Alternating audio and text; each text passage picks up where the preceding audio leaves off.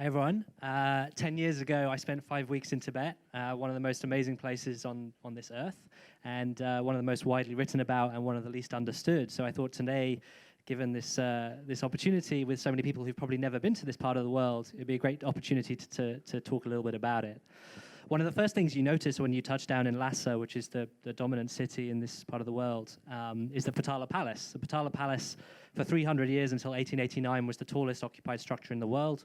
There's over 1,000 rooms inside here and over 10,000 shrines. And around the outside of the palace, one of the things you often see is some people practicing the Tibetan ritual of Kora. This is a kind of a meditative ritual which suggests that the best way to get to know a place spiritually is to go around the outside of it, either walking or, in this case, prostrating yourself toe to nose around the outside. And the most devout Tibetan pilgrims will take their ritual of prostration to a place called Mount Kailash, which is out in the western Himalayas in Tibet. And the truly devout have to do toe-to-nose prostration up and down and up and down around the whole mountain, which takes 3 weeks. And if you're truly devout, you must do that 108 times. This is a town called Jiansei. In the distance there, Jiansei-zong. It's a fortress which gave Jiansei a Chinese nickname, which is the heroic city, for holding out against British forces for 3 weeks in 1903. These are prayer wheels, which you'll find at lots of monasteries. There's a central wooden spool with hundreds of thousands of mantras wrapped around the outside. And when you spin the wheel, it's kind of a proxy for repeating those mantras with your voice. These are monks of the dominant Gelugpa sect in Tibet. Their yellow headdresses associated with purity because this sect was founded in response to what was perceived to be a moral decay of Tibetan Buddhism in the 15th century. And one of the most interesting things about Tibetan monasteries is seeing monks debating.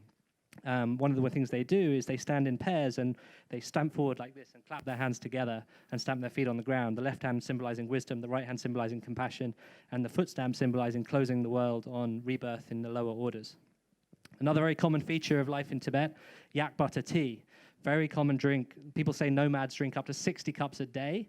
It's the perfect drink for people in Tibet. It's made of yak butter, salt, and water, which is the perfect mix to rehydrate when you live above 10,000 meters above sea level, where risk of dehydration doubles very quickly. Altitude and climate plays a huge part in Tibetan life, and Tibetan people have actually had one of the fastest kind of genetic evolutions to cope with altitude, lower levels of hemoglobin, higher ability to lung capacity and to take in breath.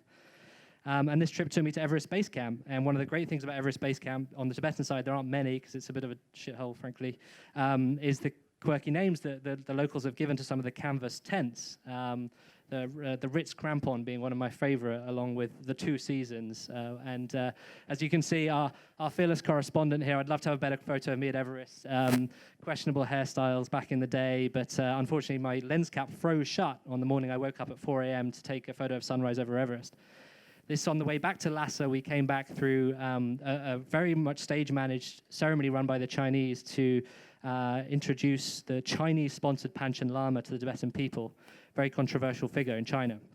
And this brings me neatly to the end of the topic. As I said at the beginning, Tibet's a very misunderstood place, and the clash between modernity and tradition is something that is constantly being resolved.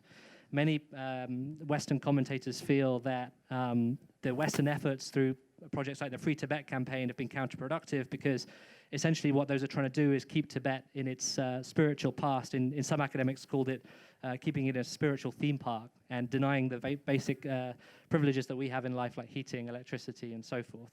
Wonderful place, fascinating place, and I do hope this encourages you to go and take a look.